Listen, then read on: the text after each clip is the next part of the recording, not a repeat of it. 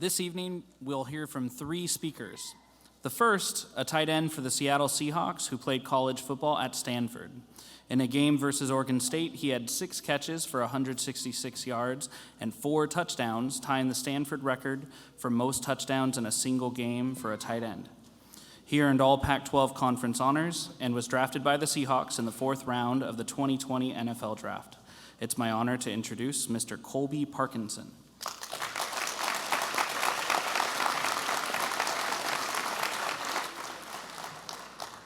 All right, well, first of all, thank you all so much for allowing me to be here tonight. It's truly an honor to be here to speak to you all. Muckleshoot Tribal School, class of 2022, on behalf of the entire Seahawks organization, let's go! Come on. A little excitement. When a big play happens in football, I tend to get a little excited, a fist bump, chest bump, but usually my go-to is, let's go. So congratulations, you guys, seriously. The Seahawks are very proud to partner with the Tribal School in many different ways, from the National Read Across America Day to the flag football event that we just held recently. So grateful to be here today speaking in front of all of you. You guys should all be very proud of the hard work that you put in. For some of you, the last 13 years, last 4 years, your hard work, resiliency, and grit are all very admirable. I'd like to talk about that word a little bit, grit.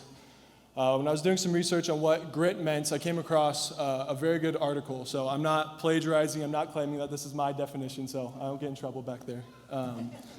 This is the definition that I found. It says, grit is a personality trait possessed by individuals who demonstrate passion and perseverance toward a goal, despite being confronted by significant obstacles and distractions.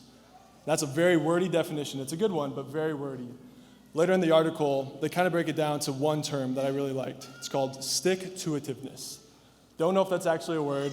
Don't know really how to say it, but stick-to-itiveness is something that stuck with me, ironically. And I really like that simplification. It's when times get tough, when obstacles come your way, you stick to it. You don't back down from a challenge. You guys didn't back down when COVID hit. You stuck to it, and here you are, graduating, ready to go on to the next chapter of your life. In that same article, they also found that over any other measurable factor, possessing the quality of grit is the highest predictor of an individual achieving greatness. And based off what you all have accomplished by being here today, in a world without COVID, would show that you guys have grit. But being here in spite of COVID, in spite of all the social distancing, the masking, the canceled events, stay-at-home orders, whatever it may be, you guys stuck it out, and we are all so proud of you. Your stick-to-itiveness and your perseverance is admirable, as I said. So now that we talked about grit a little bit, I would like to get into a few life lessons. And I know it seems kind of odd. I'm 23 years old. I was in your seat not only 5 years ago.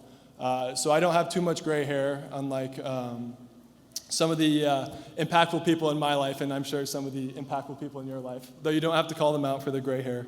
But someone with a lot of gray hair in my life is my father.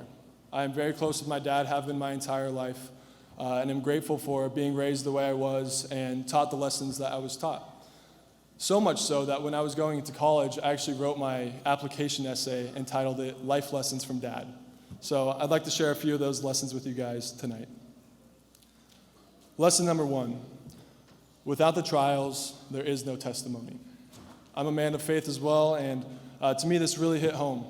Anytime something would pop up, whether it be a football thing, whether it be school, relationships, whatever it was, my dad would constantly remind me that without the trial, there is no testimony. And what that really means is that when trials come your way, you should be encouraged, not discouraged. It reminds me of one of my favorite verses from James, chapter 1, verses 2 through 4. It says, "Consider it pure joy when you face trials, because they lead to perseverance. And let perseverance finish its work, so that you may be mature and complete, not lacking anything." And you guys have faced plenty of trials, and you've gained so much perseverance from it. When you look back at your time over these past few years, especially the past 3 years with the pandemic, you should be encouraged, not discouraged. Encouraged because you prove to yourself that you have what it takes. You prove to yourself that you can do this.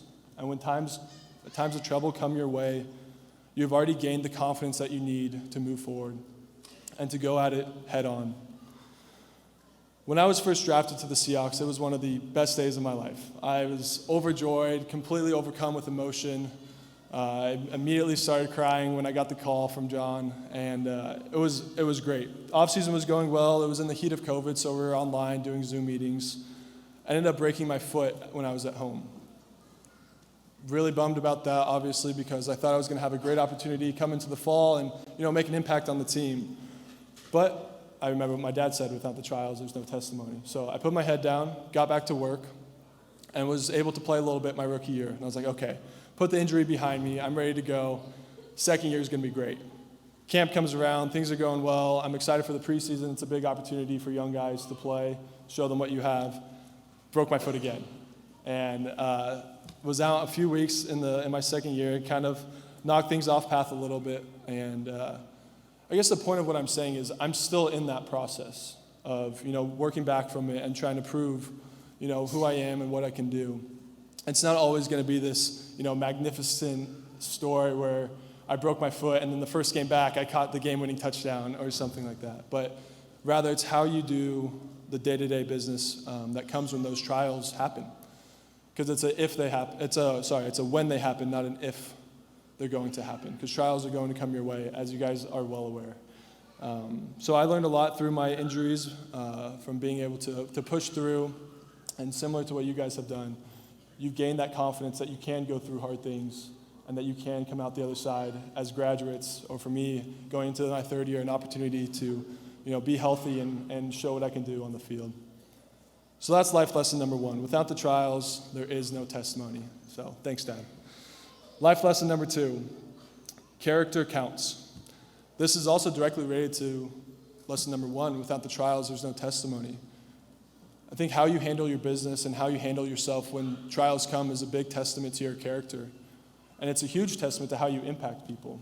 When I broke my foot, instead of being down and mad and angry during my rehab, I was the same upbeat guy that you see here today. I did my best to not let it get me too down.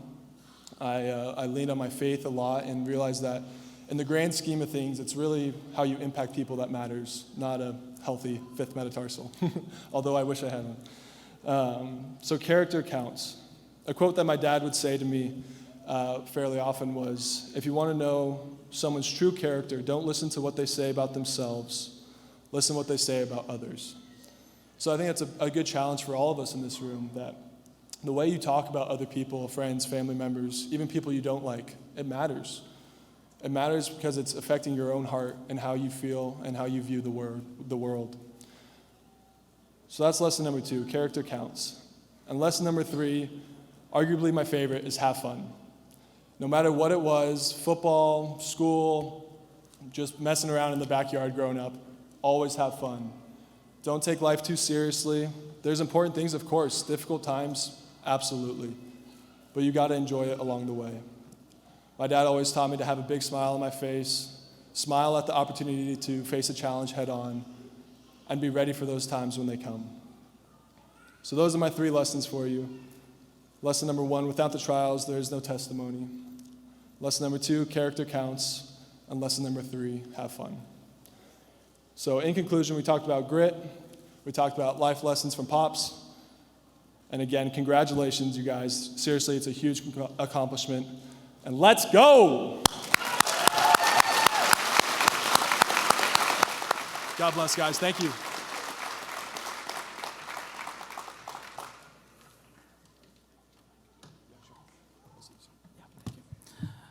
Mr. Parkinson, thank you for your time and your words. Our students would like to gift you with something, and one of the greatest honors we can do is wrap you. So I have a couple students here, Brandon and Kalani. Can you guys come on up?